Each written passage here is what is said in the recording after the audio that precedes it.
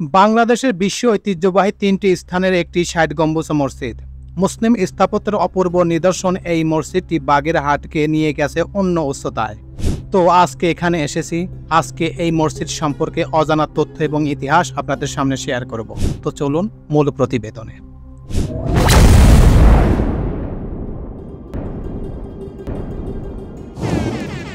মসজিদটির গায়ে কোনো শিলালিপি নেই, তাই এটি কে নির্মাণ করেছিলেন বা কোন সময় নির্মাণ করা হয়েছিল সেই সম্বন্ধে সঠিক কোনো তথ্য পাওয়া যায় না।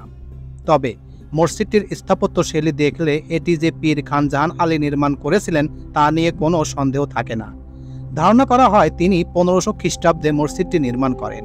জনশ্রুতি আছে হযরত খানজাহান আলী রহমাতুল্লাহ ৬০ গম্বুজ মসজিদ নির্মাণের জন্য ব্যবহৃত পাথর চট্টগ্রাম থেকে এনেছিলেন।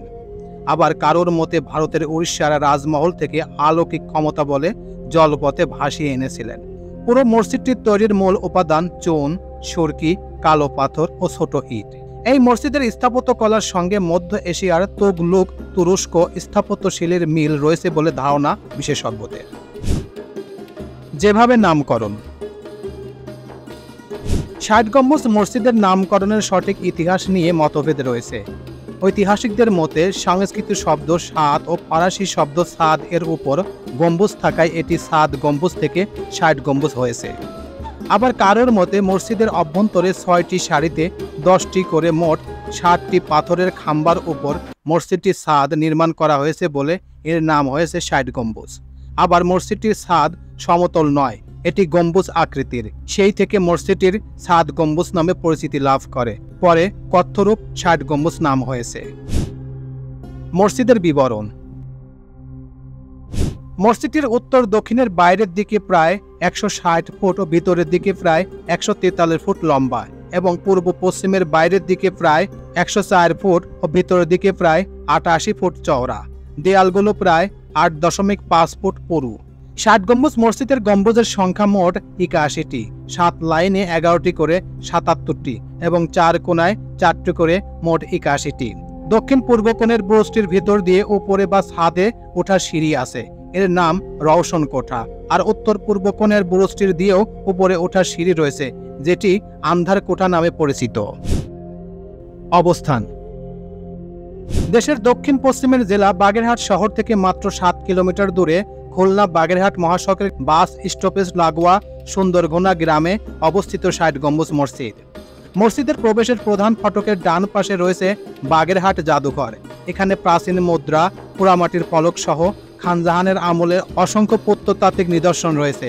আছে খানজাহানের দিঘিরের ঐতিহ্যবাহী কালা পাহাড় ও ধলা পাহাড় কুমিরের মর্মি। এই মসজিদের দর্শনার্থী স্থানীয়ভাবে নামাজ পড়ার সুযোগ রয়েছে। ফজর থেকে এশা পর্যন্ত নামাজের সময় প্রবেশের জন্য কোনো ফি প্রদান করতে হয় না।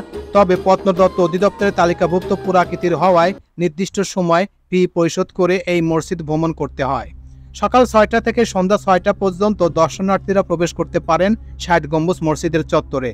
দেশি পর্যটকদের জন্য ফি ৩০ টাকা, মাধ্যমিক উচ্চ মাধ্যমিক শিক্ষার্থীদের জন্য ১০ টাকা, বিদেশি পর্যটকদের জন্য ৫০০ টাকা, তবে সার্কভুক্ত দেশগুলোর নাগরিকদের জন্য ২০০ টাকা।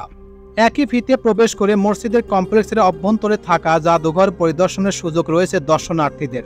তবে জাদুঘরের প্রবেশের সময়সীমা ভিন্ন। গ্রীষ্মকালে সকাল 10টা থেকে সন্ধ্যা 6টা এবং শীতকালে সকাল 9টা থেকে বিকেল 5টা পর্যন্ত দর্শনার্থীরা প্রবেশ করতে পারেন জাদুঘরে, কিন্তু দুপুর 1টা থেকে 1:30টা পর্যন্ত জাদুঘর বন্ধ রাখা হয়। সপ্তাহে রোববার সারাদিন বন্ধ থাকে জাদুঘরটি। দক্ষিণাঞ্চলের সর্ববৃহৎ ঈদের জামাত, দক্ষিণাঞ্চলের সর্ববৃহৎ পবিত্র ঈদের জামাত ৬০ গম্বুজ মসজিদে অনুষ্ঠিত হয়। বিশ্ব ঐতিহ্যের অংশ ৬০ গম্বুজ মসজিদে পবিত্র ঈদের প্রধান জামাত দেশ বিদেশের প্রায় ১.৫ লাখ মুসল্লি অংশ নেন। সম্প্রতি এখানে ঘুরতে আসা বিভিন্ন দর্শনার্থীর সঙ্গে আমার কথা হয়। গোপালগঞ্জ থেকে আসা আকলিমা বেগম আমাকে বলেন, পরিবার সহ ৬০ গম্বুজ মসজিদে ঘুরতে এসেছি।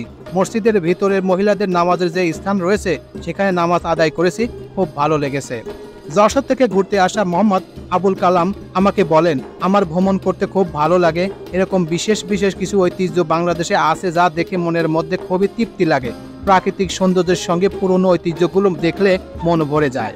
গোপালগঞ্জ থেকে ঘুরতে আসা মৌলানা মোহাম্মদ হাকিম আমাকে বলেন, পরিবারের সকলকে নিয়ে ঘুরতে এসেছি বাগেরহাটে ৬০ গম্বুজ মসজিদে। চারিদিকের পরিবেশ সত্যি অসাধারণ। এই প্রথম আমি এই ৬০ গম্বুজ মসজিদে নামাজ পড়েছি, খুবই ভালো লাগলো। কুষ্টিয়া থেকে ঘুরতে আসা মোহাম্মদ তরিকুল ইসলাম বলেন, ঐতিহ্যবাহী ৬০ গম্বুজ মসজিদ আমি আগেও এসেছি, বারবার এখানে আসতে মন চায়। আগে থেকে পরিবেশ অনেক ভালো আছে, চারিদিকের পরিবেশ খুব সুন্দর ও মনোমুগ্ধকর। বাগেরহাটের স্থানীয় একজন ব্যক্তি বললেন, রমজানের সময় শহরের বিভিন্ন স্থান থেকে মুসল্লিরা খতম তারাবি পড়ার জন্য আসেন। রমজানের সময় দিনের বেলায় মসজিদের দর্শনার্থীর আনাগোনা কম থাকে, তবে যারা আসেন তারা যেন পবিত্রতা রক্ষা করে চলাফেরা করেন এই অনুরোধ করছি। ৬০ গম্বুজ মসজিদের ভারপ্রাপ্ত ইমাম মোহাম্মদ নাসির উদ্দিন আমাকে বলেন, ৮১ গম্বুজ বিশিষ্ট ৬০ পিলার ১০ মিনার চুন সুরকি দিয়ে তৈরি হয় রডবিহীন এই মসজিদটি। আনুমানিক ৬০০ বছর আগে হযরত খানজাহান আলী রহমাতুল্লাহ এই মসজিদটি প্রতিষ্ঠা করেছেন। এই মসজিদে জামাতের সঙ্গে ৫ ওয়াক্ত নামাজ আদায় করা হয়। একই সঙ্গে মসজিদের ভিতরে ২০০০ মুসল্লি নামাজ আদায় করতে পারেন। তিনি আরও বলেন, পবিত্র রমজান মাসে ২ জন হাফেজ খতম তারাবি নামাজ পড়ান। এছাড়া মুসল্লিদের জন্য ইফতারের ব্যবস্থা থাকে। ২ ঈদে বাগেরহাট জেলার প্রধান জামাত এখানে অনুষ্ঠিত হয়। বিভিন্ন এলাকা থেকে হাজার হাজার মুসল্লি এতে অংশগ্রহণ করেন। টুরিস্ট পুলিশ বাগেরহাট জোনের উপপরিদর্শক মিন্টু মিয়া আমাকে বলেন, দর্শনার্থীদের নিরাপত্তায় টুরিস্ট পুলিশ বাগেরহাট জোন এলাকায় সকাল ৯টা থেকে ৬টা পর্যন্ত ২ শিফটে ডিউটি করে থাকেন। সার্বিক নিরাপত্তায় টুরিস্ট পুলিশ সবসময় কাজ করে যাচ্ছে। তো এই ছিল মোটামুটি আমাদের আজকের প্রতিবেদন। উপরোক্ত প্রতিবেদন থেকে আমার একটা জিনিসই বুঝলাম যে আসলে বাংলাদেশের মোট ৩টি জায়গা ঐতিহ্যবাহী, তার মধ্যে একটি হচ্ছে এই ৬০ গম্বুজ মসজিদ।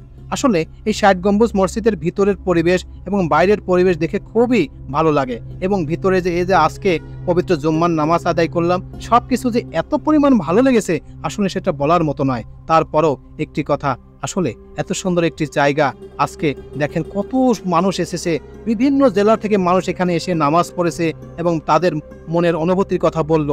কিন্তু সরকার যদি এটাকে আরও মডিফাই করে, এখানকার পরিবেশ দর্শনার্থীদের থাকার জন্য আরও যদি কিছু ভালো কিছু করে, তাহলে মনে হয় আরও কতই না ভালো হতো। তাই এখানকার দায়িত্বে যারা আছেন এবং সরকারকে রিকোয়েস্ট করব এটাকে আরও সুন্দর করার জন্য। তো এই প্রতিবেদন আপনাদের কাছে কেমন লাগলো? যদি ভালো লেগে থাকে তাহলে অবশ্যই লাইক, কমেন্ট, শেয়ার করবেন। তো সবাইকে ধন্যবাদ জানিয়ে এখানেই শেষ করছি। আল্লাহ হাফেজ।